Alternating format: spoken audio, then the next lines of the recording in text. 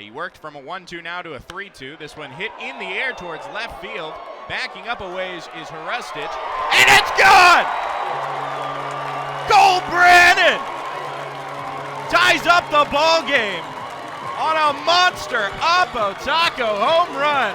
It's a beautiful thing when that punch-out pitch is working. The first pitch to Ed Johnson, a beautiful diving stop by Thomas. He spins around and throws from his knees and gets the third out. Woo! Goodness gracious. The 1-0 to Wargo. This one hit into center field. That'll get down. Coming in to score is Alvarez, and here comes Diaz. The play at the plate is not in time. The Grizzlies are on top, 13-12. Take Wargo! The hero with a 2 RBI single. Melbauer now. This one hard hit towards Diaz. A diving play. He stops it onto first. It is in time! Oh, what a play by Yo-Yo. Oh my goodness, Diaz. Now the 1-1 to Kraus. This one lifted in the air to right field. At the track and at the wall, it's gone!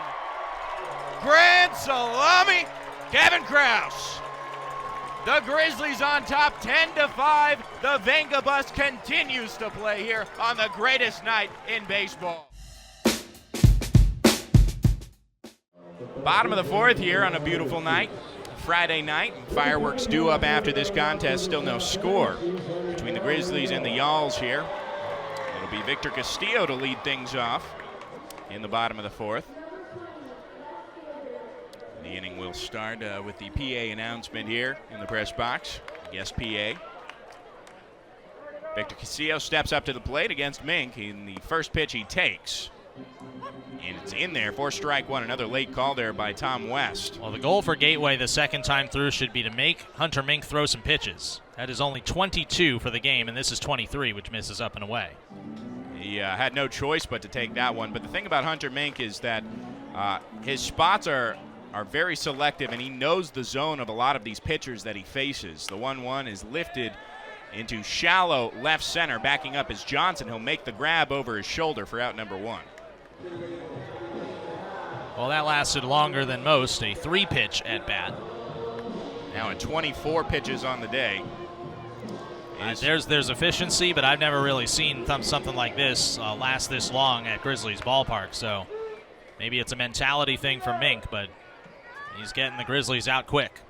Now Zimmerman takes the first pitch outside for strike one on the slider there.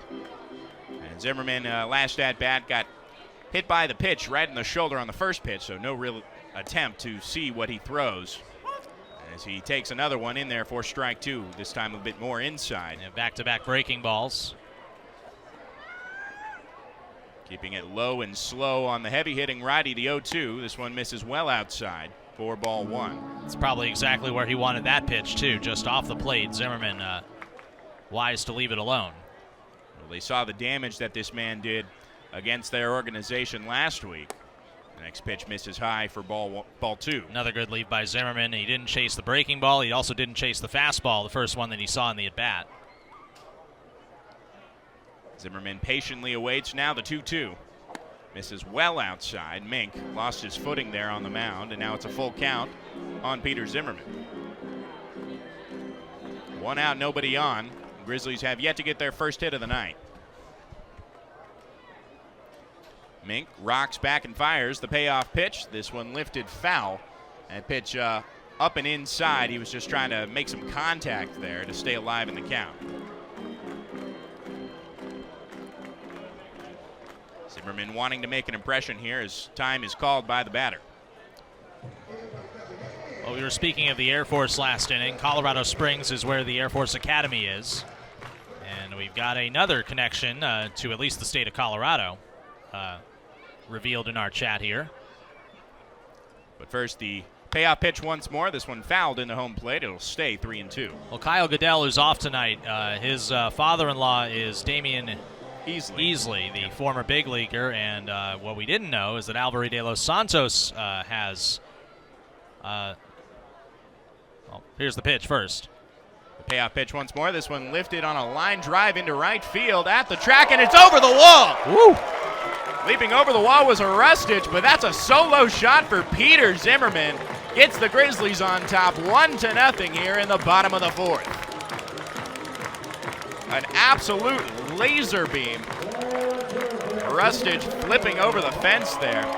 Well, when we talk about the short porch here at Grizzlies Ballpark, you would think that lefties would have an easy time turning on it and just hitting fly balls over the wall. The majority of Grizz bombs, including that one by Zimmerman, are righties who drive the ball the other way, and he got all of that one the other way. That is home run number 5 against the Florence Yalls in this month. And that is his 21st as well on the season.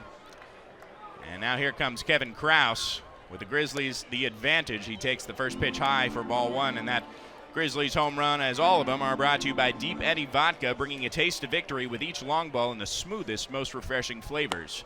Deep Eddy Vodka, vodka is for fun, as Kevin Krause takes the next pitch outside for ball 2. It's also the Grizzlies' first hit of the game and their first run.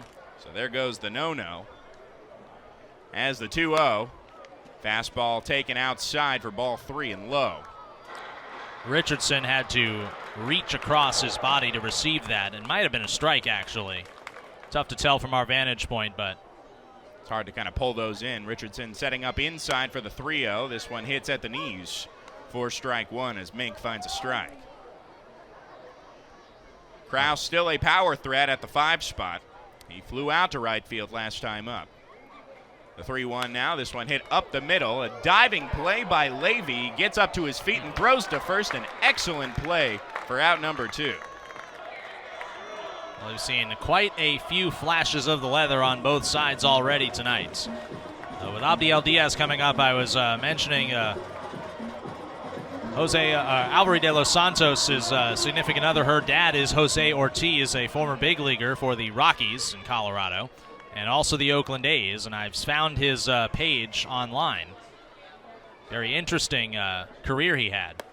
Abdiel Diaz takes the first pitch inside for ball 1. Made his debut for Oakland, but was traded to Colorado in the trade that brought Jermaine Dye to the A's.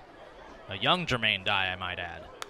The next pitch fouled back to the screen, and now a 1-1 count on the switch-hitting lefty, Abdiel Diaz. He was installed as the Rockies' starting second baseman, replacing Todd Walker, who was traded away to the Reds. It was kind of a transition of eras for the Rockies, as the 1-1 misses outside for ball 2. Now Diaz ahead of the count.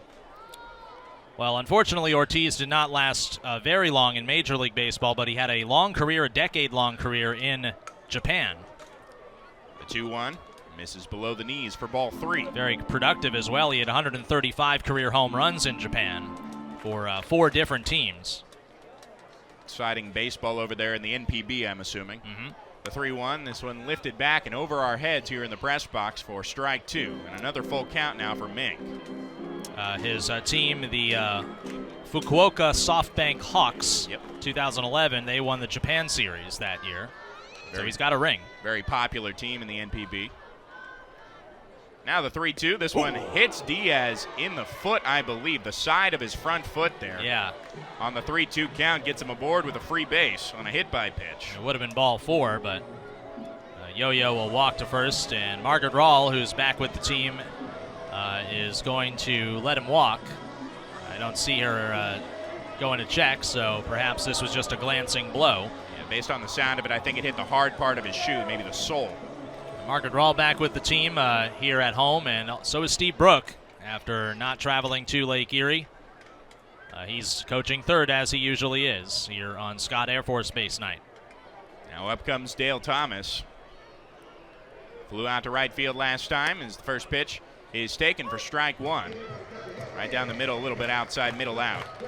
Shout out to my brother-in-law who is tuned in from New Jersey. Always an exciting chat presence here on the Mixler chat. Mostly all caps. There goes Diaz towards second. The pitch is taken low and outside. The throw down is not in time, and Diaz is safe in a scoring position. Excellent closing speed. If he was hurt in the foot by that last pitch that he got hit by, that certainly didn't look like it.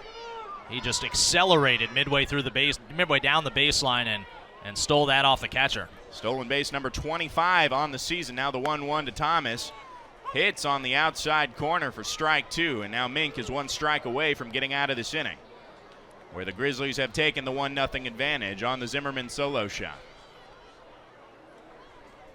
Mink sets and now fires the 1-2. This one misses well outside. Richardson having to dive to get it and prevent Diaz from advancing to third. A runner in scoring position here. The Grizzlies actually did a decent job yesterday, 3 for 10 with men in scoring position. Today, 0 for 1 so far. Now the 2-2. This one misses behind Dale Thomas. Did it hit him? I don't think it did. I don't think it did either. He ducks out of the way, and now it's another full count for Mink as he's starting to lose control here. Well, again, I said the goal was to make Mink throw pitches. He came into this inning with 21 pitches in 3 innings. I think he's thrown more than 21 in this inning alone. Being a fast learner as a team, as a collective, is very important here in the Frontier League. You don't want to repeat the same mistakes the second time through the lineup as the next pitch is fouled back to the screen. It stays 3-2. That's how these teams can be successful down the late stretch, and that's what's got the Grizzlies into this position, getting ready for their second straight postseason next week. Mink sets for another payoff pitch. This one fouled into home plate. And Thomas staying alive here with that runner in scoring position. We saw that pitch to Zimmerman as well with 2 strikes, that breaking ball kind of in, trying to get the batter to commit on a pitch that's not a strike. And for Thomas, that wasn't going to be a strike, but it was so enticing that he gave it a hack. Mink now the 3-2 once more. He pulls this one.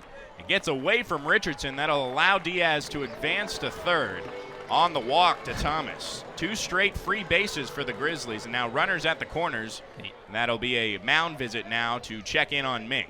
Well, what you didn't see there on that base on balls with the pitch getting away, Diaz into third base kind of ran intentionally into Brian Fuentes in a joking manner. They hugged it out at the hot corner. 2 guys who've been around the Frontier League the last few years, probably know each other quite well. So Mink working behind in counts and losing a couple counts. Yeah, good job by Diaz and Thomas to work good at bats, and now Edwin Mateo will try and keep the rally going. And how big does that diving stop by Levy a couple of at bats ago look right now? Absolutely massive. I believe that was a wild pitch. It got off the turf, so I think it has to be, right? Yes, I believe so. He just absolutely pulled his arm forward. He had some bad release point there. And now up comes Edwin Mateo batting from the left side. Last time, a laser beam into the glove of Levy. And there goes Thomas towards second. As no contest, no throw there for ball number 1 issued to Mateo. Now 2 runners in scoring position for the Grizzlies, who are ahead by 1. Smart send there by Steve Brook. With Diaz, the speedier runner at third, Richardson didn't want to throw just in case they were trying to double steal. The 1-0 is hard hit and hooking foul towards the right side. Like a tennis ball off a tennis racket, just did not stay fair. Now it's a 1-1 count on Edwin Mateo. Shout out to the guy who upset Carlos Alcaraz in New York yesterday. Big moment in the tennis world there. As the 1-1 is off the end of the bat towards Levy at second. He'll grab it and throw on to first for out number 3. That leaves the 2 runners stranded in scoring position, but the Grizzlies take charge here first on the Zimmerman laser shot to right field. They are ahead 1-0 heading into the 5th here on the Grizzlies Media Network and Flow Baseball.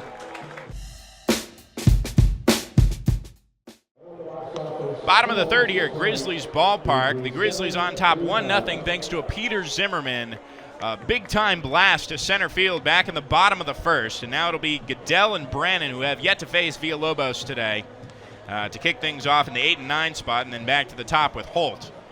And here on this beautiful late August evening at Grizzlies Ballpark, we kind of are reminiscing about the late playoff push for the Grizzlies last year as Goodell swings and misses at strike one. Goodell, of course, being a big factor in that late playoff push.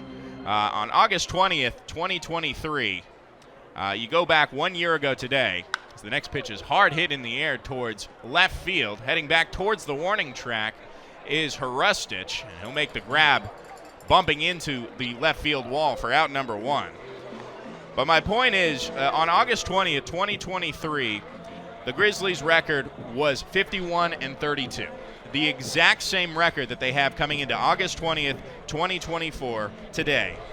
there have been some bumps along the road. It's a lot different of a Grizzlies team that we've seen this year compared to last year, and I'd say a lot of that has been the debate between the pitching and the offense. As Cole Brennan lifts this one foul, should be playable. Massey ranging over and making the grab in foul territory for a quick out number 2. Well, the 2 seasons have been radically different. Last year, the Grizzlies raced out to a great first half. They were in first place for almost the entire year. And so their 51 wins at this point last year were very front-loaded. This year, the Grizzlies have been just very, very consistently building their way up the standings. They haven't had a lot of long win streaks, nor have they lost more than 2 in a row all year. So their 4-game win streak actually coming into tonight, I think, is their second longest or tied for it this year.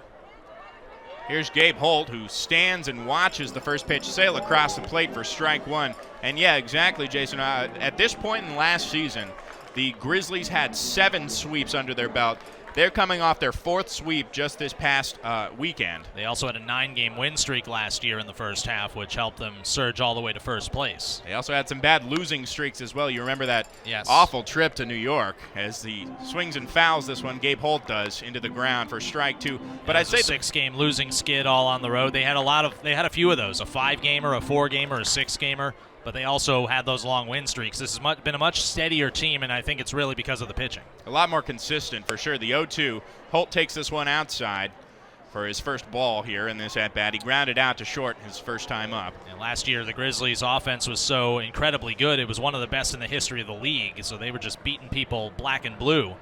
And the pitching was okay, but this year the pitching has been carrying them. The 1-2 softly hit to the left side, coming over is Fuentes, and he sails this one over Craig Massey's head. Having to get back to first, but tagged on the applied tag there by Massey. They said he turned and went towards second, even just a little bit. He was in fair grounds, and he is caught out there trying to round first. So that ends the inning, and Villalobos once again faces the minimum 2 innings in a row. And the Grizzlies, however, still on top after 3, heading into the 4th here on the Grizzlies Media Network and Flow Baseball.